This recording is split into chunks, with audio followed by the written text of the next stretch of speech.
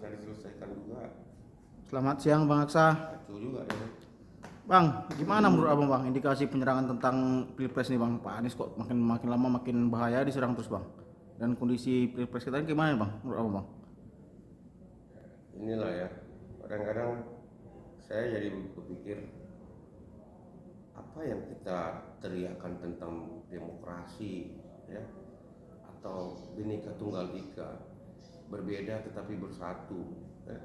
Mau suku, agama ya, tetapi di dalam kerangka Bhinneka itu kita bersatu. Janganlah Pilpres ini dijadikan jadi ajang macam arena pertempuran.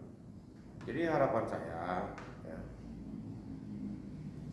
sejujurnya nih, sebagai kader Partai Demokrat, saya kan menyaksikan bagaimana Bapak SBY itu sebagai Presiden ke-6 dari 2004 sampai 2014 itu betul-betul mengangkat demokrasi dan menjaga demokrasi itu seperti seorang anak yang dia pelihara.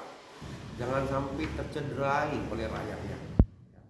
Kebebasan itu tidak boleh kebablasan, walaupun banyak kebablasan yang dia rasakan sendiri, salah satunya dihujat, ya, dikritik yang sifatnya nggak membangun. Tetapi beliau betul-betul tidak melihat itu secara bagian yang harus dia khawatirkan. Prinsipnya sebagai tokoh bangsa, sebagai presiden, beliau tetap menganggap dia silakan. Namanya seorang pemimpin itu sangat pantas. Rakyat mengkritik, rakyat menghujat, itu sangat pantas. Mungkin menghujat itu bagian dari sebuah ekspresi yang sudah sangat tidak bisa ditahan. Tetapi kalau membina itu tidak boleh ya. Kalau mengkritik dengan marah-marah, menghujat, ya itulah konsekuensinya menjadi seorang kepala negara atau kepala daerah. Tetapi yang saya lihat hari ini, begitu liarnya orang-orang yang coba menyudutkan salah satu paslon, khususnya itu 01. Ya. Apa ya, seolah-olah mereka sangat paham tentang kondisi Pak Anies itu, ya, bagaimana ketika Pak Anies dengan Pak Prabowo, bagaimana mungkin Pak Ganjar dengan Pak Anies. Banyak hanya sesuatu yang kayaknya mereka tidak paham. Jadi kembali ke Pak SBY. Pak SBY itu Bapak Demokrasi ketika akan berakhirnya jabatan beliau di 2014. Semuanya berjalan secara kondusif. Tidak ada satu intervensi pun yang beliau lakukan. Ya, apalagi kemarin jelas head to head antara Pak Prabowo dengan Pak Jokowi. Yang notabene mendampingi Pak Prabowo itu adalah besan beliau, Pak Hatta Rajasa. Ya. Tetapi beliau tidak intervensi. Beliau tidak memberikan sebuah tekanan dengan sisa jabatan kepada instrumen negara, khususnya penyelenggara, ya, kepada TNI Polri untuk memberikan dukungan, ya, memberikan pressure atau apapun itu untuk memenangkan Pak Prabowo. Itu tidak dilakukan karena beliau takut. Beliau sudah menekankan beliau tidak akan mencederai yang namanya demokrasi. Beliau sangat menginginkan sebuah Pilpres itu berjalan secara jujur dan adil. Tetapi yang saya sayangkan hari ini, kenapa beliau tidak tampil dan menjelaskan itu kepada pemerintahan hari ini? Yang saya sampaikan ini, saya bukan ingin memfitnah, tetapi kenyataan yang terjadi hari ini, semuanya serba kebablasan, semuanya serba ditabrak. Ya, aturan juga berbeda-beda. Coba, saya minta kepada para pelaku politik, ya, dari mantan-mantan anggota DPR RI, mantan-mantan menteri, mantan-mantan tokoh-tokoh negara, ya, wapres, ya, apapun itu, para jenderal. Cobalah kita ketika reformasi kita ingin keluar dari kediktatoran, kita anggap seperti itu. Reformasi, ya, referendum, kebebasan berargumen, kebebasan berekspresi, ya. Tetapi cobalah lihat hari ini. Kalau kita betul-betul artinya menjaga undang-undang, menjaga peraturan, apa yang terjadi hari ini? Ini bukan fitnah. Bagaimana Mahkamah Konstitusi, bagaimana aturan-aturan, sampai orang yang maju menjadi calon sebenarnya seharusnya mengundurkan diri, ya, bukan cuti. Tetapi hari ini semua berubah seketika macam tak ada beban. Tolonglah kepada para elit negara ini, ajari kami ini rakyat. Saya ini politik jalanan. Saya juga tidak menyangka berada di wilayah ini. Sebagai kader Demokrat yang sudah 20 tahun, saya terus saja belajar. Saya menginginkan fungsi kami sebagai kader partai itu bisa memberikan segala bentuk satu yang memang diharapkan dari masyarakat. Ya, politik itu adalah memberikan ruang yang sangat bebas, terbuka kepada semua kepentingan rakyat. Ya, dari situlah tentunya kepada negara, ya, siapa yang mengisi negara itu adalah rakyat. Jadi harapan saya kepada Pak SBY, ya mau hari ini Pak SBY berpihak kepada 02, ya silakan, tetapi beliau harus elegan tampil. Ayo, mari kompetisi ini kita jaga sama-sama, kita hasilkan pemimpin siapapun yang menang hasil dari sebuah kebersihan tanpa ada tindakan kecurangan. Saya bukan bilang ada kecurangan, tetapi sangat luar biasa sekali hari ini kondisi Indonesia. Apa kita tidak prihatin? Kita tidak membayangkan generasi kita berikutnya. Oke lah, ada generasi Z katakan seperti itu yang usianya di atas 70 sampai 25 tahun. Tetapi harus kita ingat, ada generasi kita lagi yang umur 10 tahun yang akan menuju ke 17 tahun ketika mereka menjadi pemilih. Zaman sudah semakin canggih, anak-anak sekarang sudah disuguhkan yang namanya teknologi. Zaman digital ini anak-anak semua pada megang handphone. Ya. Walaupun mereka usianya di bawah 17 tahun, tapi mereka sudah bisa berpikir. Apa kita tidak prihatin dengan kondisi ini? Akhirnya secara tidak langsung kita memberikan edukasi bahwasannya politik Indonesia itu menghalalkan segala cara dan kalian punya hak untuk melakukan hal yang salah. Ini tidak boleh dibiarkan. Jadi untuk para orang-orang yang menyerang Bapak Anies, Anda kalau menjadi pendukung 02, 03 atau 08 atau 09 silakan. Ya. Tetapi yang saya minta sebagai pendukung Bapak Anies Rashid Baswedan, ya saya kader Partai Demokrat, saya nggak peduli. Saya melihat secara objektifnya bahwasannya beliau betul-betul adalah orang yang sangat pantas untuk saya dukung beserta keluarga. Saya akan mempromosikan ini kepada orang-orang terdekat saya, kepada keluarga, kepada teman, kepada siapapun. Bahwasannya Anies itu betul-betul seorang pemimpin yang bisa kita harapkan untuk membuat Indonesia lebih baik. Bukan saya bilang Indonesia tidak lebih baik. Ya. Jadi itulah harapan saya kepada Bapak SBY yang ketepatan sama-sama kita ketahui pemimpin kita ya semuanya sudah pada almarhum, tinggal Pak SBY dan Ibu Megawati. Ya. Seharusnya kedua pemimpin kita presiden kelima dan keenam itu ya tampil dong, katakan pidato politiknya hari ini.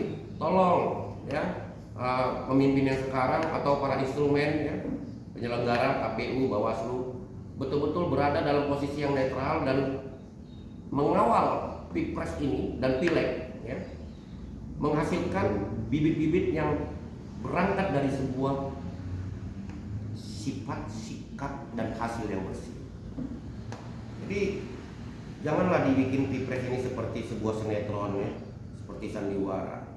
Saya anak bangsa ya, saya politik jalanan, saya rakyat marginal, saya punya hak untuk bersuara.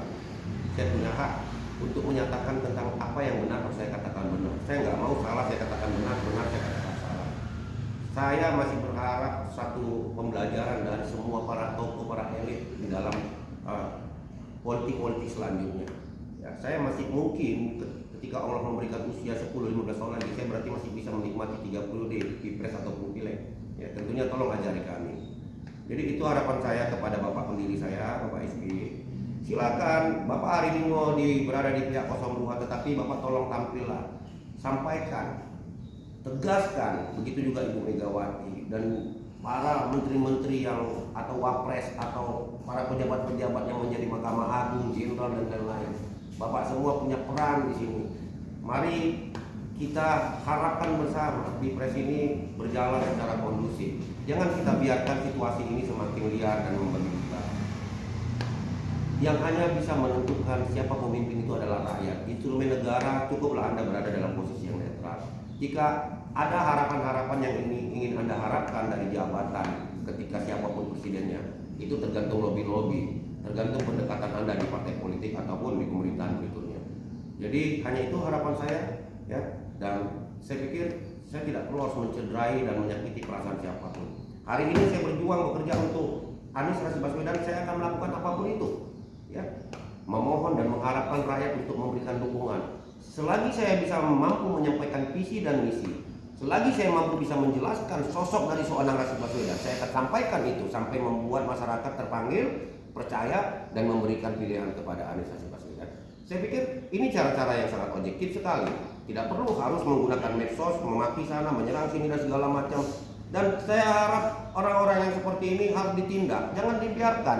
Jadi marilah semua saudaraku Indonesia, kalau kita memang kepingin cerdas, mari betul-betul kita belajar cerdas. Jangan kita hanya ingin belajar cerdas, tapi sebuah kebodohan yang kita lihat itu kita berikan apresiasi karena kita anggap dia bagian daripada golongan kita. Nggak bisa seperti itu. Kita harus melihat bagaimana masa depan nantinya untuk anak cucu kita. Yang saya bilang, yang saya maksud yang paling penting adalah anak-anak usia 10 tahun hari ini. Mereka harus bisa kita berikan edukasi politik yang benar dan baik. kita sebagai orang yang lebih tua dari mereka melalui media sosial, ya, melalui media elektronik atau melalui forum-forum apapun, mari kita sampaikan bahwasannya kita membutuhkan satu pembelajaran yang baik dari segala macam aspek persoalan, mau itu pilwako, pilgub, pileg ataupun pilpres sekalipun. Kita tidak boleh membiarkan orang-orang yang merajalela melakukan gerakan-gerakan yang mengancam, menghina, menghujat dan lain-lain. Ya. Kalau kita memang kepingin cerdas, ayo kita cerdas sama-sama. Jangan kecerdasan kita lalu kita membiarkan ada kebodohan. Kebodohan itu kita kasih apresiasi. Berarti kita nggak mau cerdas, berarti kita memang ingin bodoh. Saya pikir seperti itu. Jadi maafkan saya bila cara saya menyampaikan ini ada menyakiti perasaan tertentu. Bagi saya pemerintahan Bapak Jokowi selama 10 tahun ini harus kita beri apresiasi. Tetapi setelah ada estafet kepemimpinan, ya tergantung siapa presiden yang terpilih. Apakah mau diteruskan atau mau dirubah atau mau dirubah itu terserah. Yang penting tujuannya bagaimana masyarakat, ya negara menjadi aman, sejahtera, nyaman dan rakyatnya juga bahagia. Yang paling penting itu. Jadi kondisi ini sangat tidak baik sekali. Ini harus sama-sama kita menjadi para wasit. Kita harus betul-betul menjadi para juri hari ini rakyat melihat kondisi yang terjadi hari ini. Mau menang Pak SBY, Pak Prabowo silakan. Mau menang Pak Ganjar silakan. Mau menang Pak Anies silakan. Siapapun yang menang itu adalah presiden kita. Yang kalah ya silakan logo. Jika ada diindikasikan kecurangan, ya silakan buktikan dengan data-data apakah benar kecurangan itu. Ayo tinggal diproses. Kan begitu. Saya pikir seperti itu. Aku Demokrat, aku Anies, ya aku berharap semoga ada Partai Demokrat juga ya melakukan hal yang sama. Kita harus betul-betul bisa menempatkan posisi kita sebagai orang politik, ya bukan penggembira politik. Mari kita berjuang. Persoalan saya dengan internal Partai Demokrat, saya pikir mungkin ada video-video selanjutnya yang akan saya sampaikan. Saya juga punya perasaan yang memang tidak menentu hari ini. Ya. Tetapi itu nanti. Sekarang yang ingin disampaikan hari ini dengan pertanyaan Anda, bagaimana penglihatan saya sebagai orang politik, apa yang terjadi melalui media sosial dan apa yang terjadi secara umum, ini saya jelaskan, ini saya sampaikan. Saya pikir seperti itu. Salam hormat saya, Sahalatu. Semoga kita semua mendapatkan keberkahan dan kebahagiaan. Siapapun presidennya kita dukung sama-sama. Tetapi harapan saya dan keinginan saya berada di Anies Rashid Baswedan, saya akan terus menggelorakan dan menyatakan, menarik, mengajak, merayu, ya, dan menjelaskan program-program Pak Anies dan menyampaikan siapa sebenarnya Pak Anies. Jika memang ada yang mengatakan, oh dulu dia tuh tidak tahu diri, sangkuni menjahati Pak Prabowo. Ingat, Pak Prabowo itu sudah tua, ya. Beliau juga mungkin punya rasa kekhawatiran tentang usianya yang sudah tua. Jika kita seolah-olah ingin mendukungnya, lalu kita menyerang orang lain, saya pikir Pak Prabowo juga nggak ikhlas. Dia tidak mau ada orang yang memfitnah orang yang tidak mengerti secara kronologis sebenarnya. Saya pikir seperti itu. Jadi kita fair-fair aja lah. Ya, mari kita berkompetisi secara sehat. Ya, hari ini saya lihat 03 betul-betul ya mereka berjuang. Partai PDI Perjuangan memiliki basis yang real sebagai partai mewakili. Ya. Anies Rashid Baswedan hari ini betul-betul didukung oleh rakyat. Rakyat loh, saya mengatakan rakyat, bukan rakyat media sosial. Bapak Prabowo Subianto hari ini punya gerindra dan punya kekuatan. Ya, kita pahami sama-sama. Tapi sudahlah. Ya, mari kita berkompetisi, kita buktikan di tanggal 14 Februari nanti siapa yang akan unggul dan jadi pemenang sebagai Presiden Republik Indonesia. Selesai. Jadi tak perlu terlalu ribet lah kita ini nilaikan sana, sekarang bikin komal-komal, bikin video-video. Aduh ya Allah, astagfirullahaladzim. Kita punya generasi yang harus kita selamatkan. Saya pikir itu, generasi kita harus kita selamatkan. Ya, tak perlu kita nyerang-nyerang. Saya juga rasanya alergi juga kalau misalnya mau nyerang, tidak suka 02, 03 Pak. Saya sekarang bagaimana harus berpikir menjelaskan kepada masyarakat Anies Rashid Baswedan itu adalah yang terbaik bagi saya. Jadi kayak gitu. Terima kasih Bang.